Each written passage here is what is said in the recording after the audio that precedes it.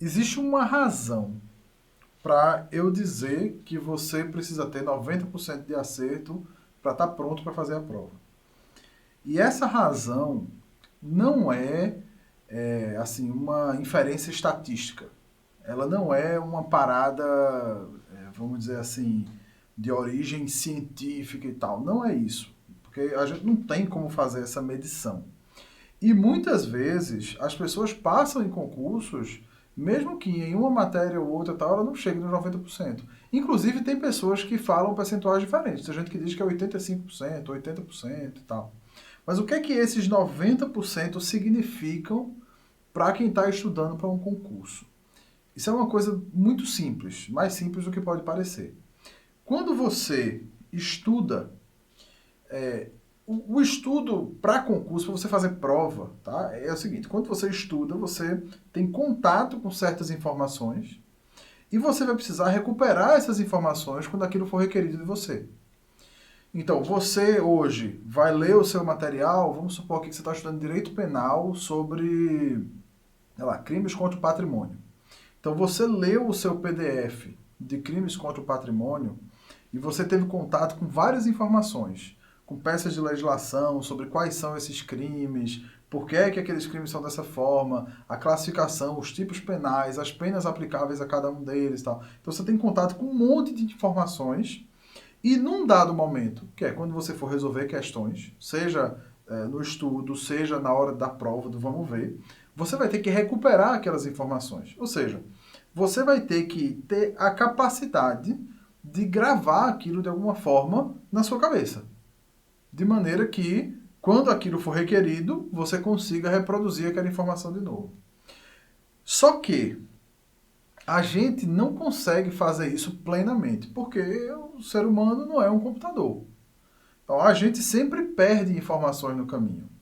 O pessoal da neurociência, né, e tal, eles até, assim, eu já li várias coisas sobre isso, e um outro dia eu estava ouvindo um podcast sobre esse negócio. Eles dizem, inclusive, que a memória da gente muitas vezes é 100% fabricada. A gente acha que sabe alguma coisa, que algo é um fato, e na verdade a gente está tendo contato com uma realidade que a gente foi criando, que a gente foi alimentando ao longo do tempo.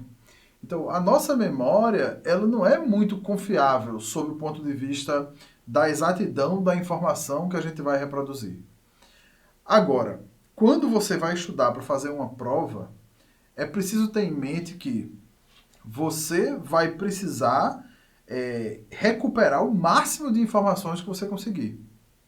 E que na vida real você vai ter uma perda.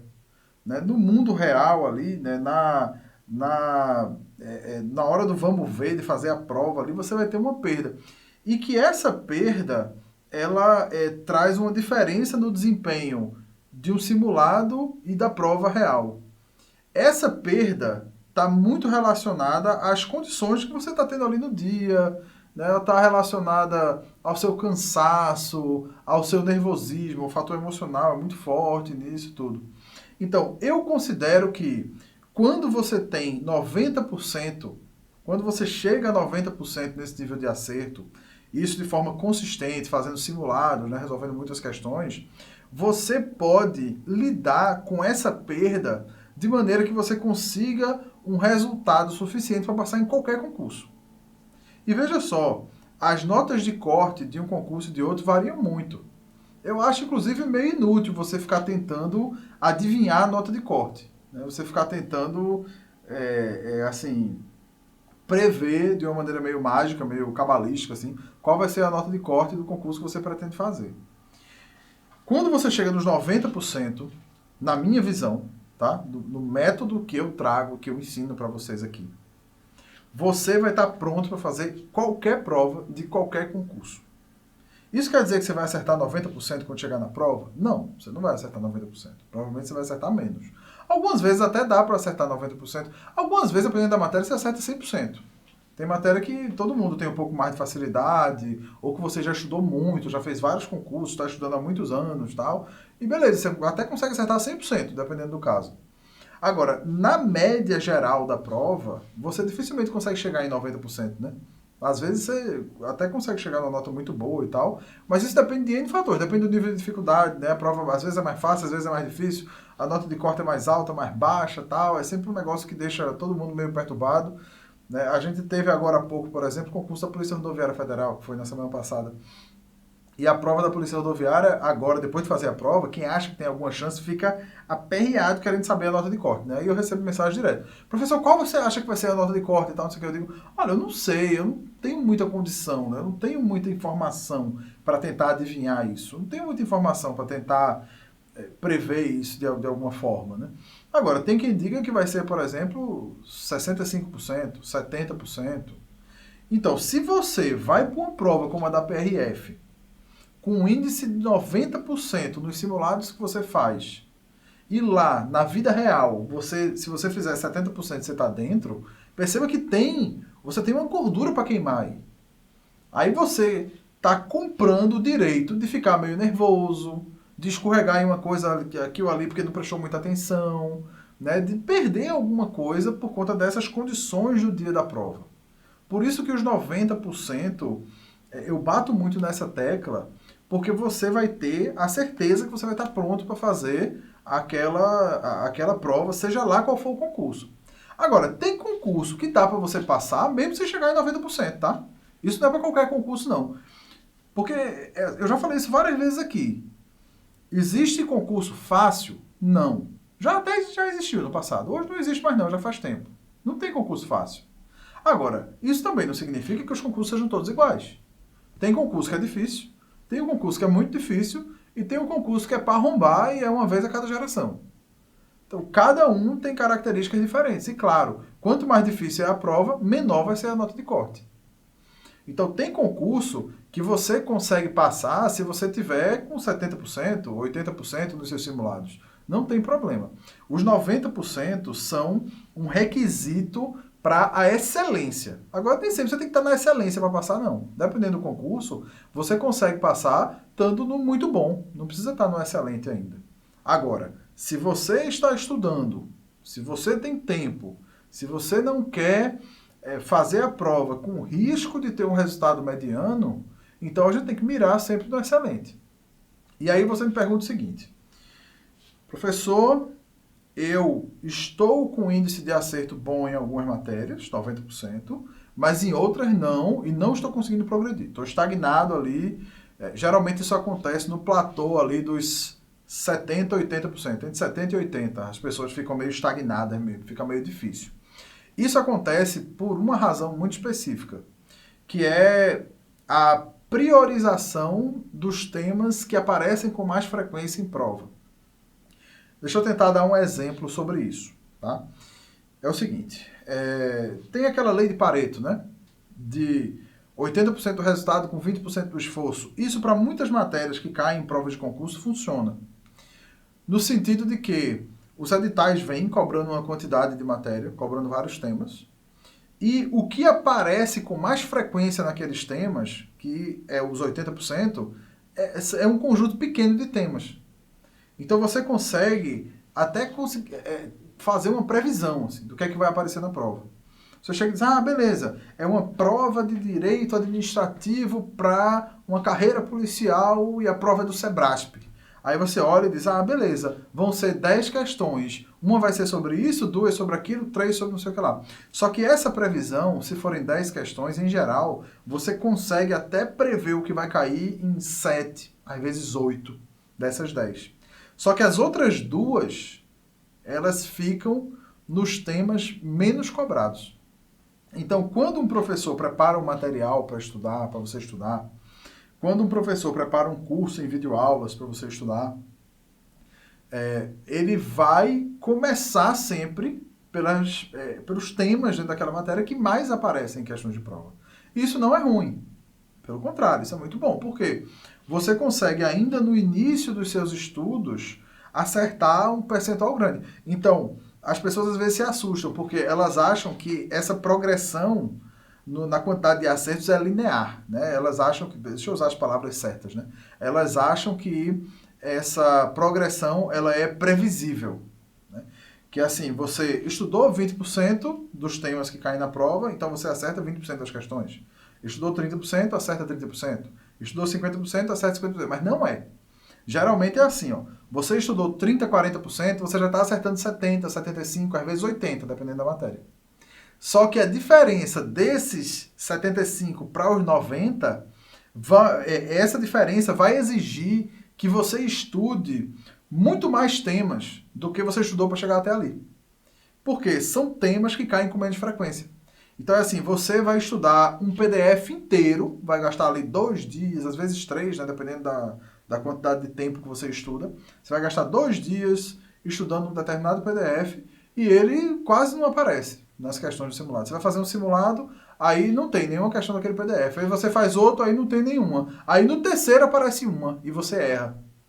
Então, para você resolver esse problema, perceba, é uma questão que apareceu em 3 simulados, pode ser que nem caia na sua prova, mas você vai ter que estudar um PDF todinho para poder acertar essa eventual questão. Só que qual é o lance que pouca gente entende? É que quando você estuda o que mais cai, você acerta o que mais cai. Só que em toda prova cai alguma coisa que não é frequente, que é nova. E às vezes caem coisas que surpreendem mesmo. Deixa eu dar um exemplo para você. Na prova da PRF, agora, 2021, caiu uma questão de direito administrativo que deixou um monte de gente assustada. Que era o princípio da sindicalidade, né? Acho que é esse o nome. Eu nem estudei isso, viu? Quando eu estudei para concurso, não. Se eu estudei, eu esqueci. Princípio da sindicalidade. E aí ficou um debate entre os professores de direito administrativo, quando saiu o gabarito, quando saiu a prova, né? Quando o pessoal trouxe a prova e tal, de gente dizendo, isso aí no meu curso tinha, e outros tentando justificar porque não tinha no seu material aquele assunto, esse princípio e tal, não sei o quê. Fato é, ninguém conseguiria prever, usando esse parâmetro de 80-20, que o princípio da sindicalidade ia cair na prova. Um outro fato muito semelhante aconteceu no concurso do MPU em 2018, na prova de ética. Essa aí eu me lembro bem porque eu era professor de ética naquela época. Então, o que é que o pessoal estudava quando ia fazer uma prova de ética do Sebrasp? Era ética e moral, decreto 1171, ética e democracia, cidadania, não sei o quê, que é o que sempre cai. Então, todo mundo vai lá e estuda o que sempre cai. E aí, quando aparece a questão, aí aparece o quê? Aristóteles. Mediania aristotélica. Aí a galera olha, e assim, tem um fator aí que é interessante, tem um fator emocional muito forte, porque as questões, que eram 5, foi para arrombar, né? 5 questões sobre mediania aristotélica, tanto de nível superior quanto de nível médio. E essas 5 questões não eram difíceis. Se você tivesse calmo, conseguisse ler o texto que tinha lá, tinha um texto de apoio, conseguisse ler o texto e raciocinasse sobre o significado da palavra mediania, você acertava a questão. Só que muita gente olhou e pensou, isso aqui é uma questão de ética, viu Aristóteles e disse, pronto, lascou agora. Lascou, já era, perdi minha vaga. E aí, nesse caso, a pessoa foi lá e errou as 5 questões. Agora, tinha mediania aristotélica no material? Tinha. Tinha na videoaula? Tinha também. Só que qual foi o problema? Qual foi o problema? É que muita gente não chegou até a aula de mediania aristotélica. Ou pulou o assunto. Porque olhou e fez, isso aqui não cai não, já resolvi não sei quantas questões de ética, nunca vi esse assunto aparecer. E aí você vai lá e pula. Então, eu estou dando a explicação toda para mostrar para você que é normal que você precise se esforçar muito para passar dos 70% para os 90%.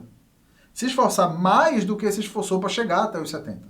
Justamente porque entre os 70 e os 90 estão os temas que caem pouco em prova, mas que também caem. E se você estudar só o que cai muito, você vai acertar só o que cai muito. E aí, esse resultado é um resultado mediano. É um resultado mais ou menos. É um resultado ok. É aquele resultado em que você olha e diz, eu estou aprendendo, eu estou estudando, mas você ainda não senta na cadeira. Você ainda não se torna servidor público. Quem estuda comigo não deve se contentar com resultados medianos. Algumas vezes a gente deve comemorar o resultado mediano, principalmente quando a gente está começando, né? Quem está no início da jornada tem todo o direito de comemorar um resultado mediano, de olhar e dizer, caramba, eu estou aprendendo, estou progredindo, estou crescendo, estou me desenvolvendo. Beleza. Agora, quem acha que vai estudar o que mais cai, vai trabalhar no 80-20 e vai passar na prova, está enganado. Isso não vai acontecer. Talvez aconteça nesses concursos que são muito simples, muito pouco concorridos, né, e tal, que em geral pagam baixas remunerações. Mas quem se conforma com essa mediocridade não deve vir estudar comigo. tá? Porque eu não trabalho dessa forma. Eu trabalho com excelência. Só que a diferença entre esse mediano e a excelência exige um esforço danado. Exige mais esforço do que o trabalho para chegar até o nível mediano. Isso é uma coisa importante porque quando a gente fala nos 90%, você deve lembrar que os 90% é excelência. 90% é para você fazer o concurso da Receita Federal e ir bem naquela matéria. Então, se você... Claro, né, eu falo assim, desses concursos mais complexos, óbvio, né, se você está estudando os temas que caem nos concursos mais complexos, né? Porque, enfim, isso é dentro dos temas da sua matéria. Mas, assim, se você estudou Direito Administrativo e está acertando 90%, então você está pronto para fazer a sua prova de Direito Administrativo. Se você está estudando Direito Penal e está acertando 90%, você está pronto para fazer a sua prova de Direito Penal. Não quer dizer que você está pronto para fazer o concurso inteiro. E não quer dizer que você esteja fazendo alguma coisa errada, tá? Não quer dizer. Agora, tem um ponto que é essencial para você conseguir vencer esse platô dos 75% ali. Esse ponto é você usar a inteligência para poder definir que temas você vai revisar. E você faz isso por meio do chamado caderno de erros.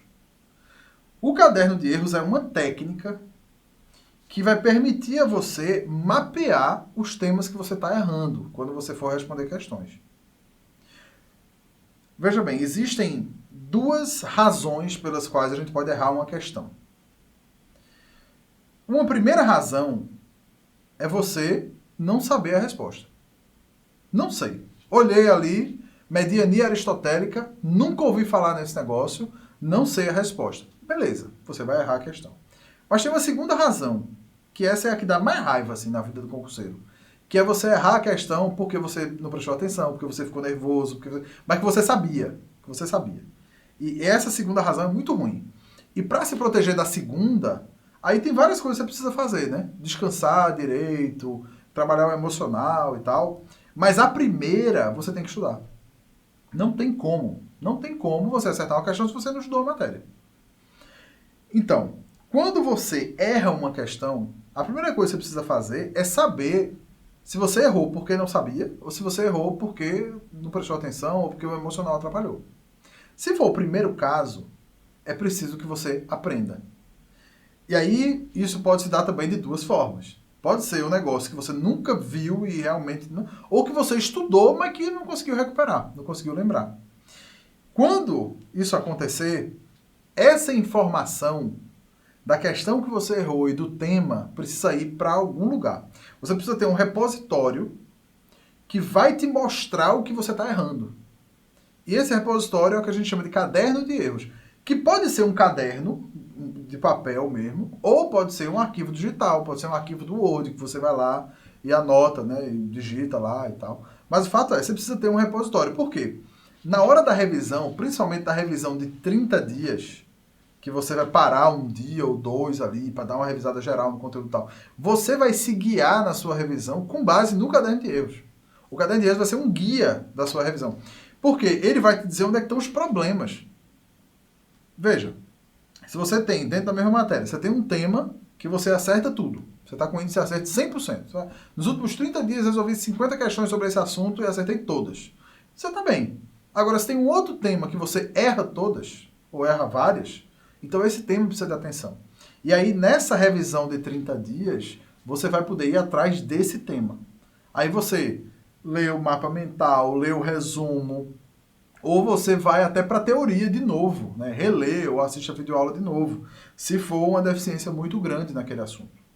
Mas o fato é que você não pode ficar refém do seu erro sem saber por que errou. Poucas coisas vão te ajudar mais do que ter a consciência de quais temas você está errando quando resolve questões.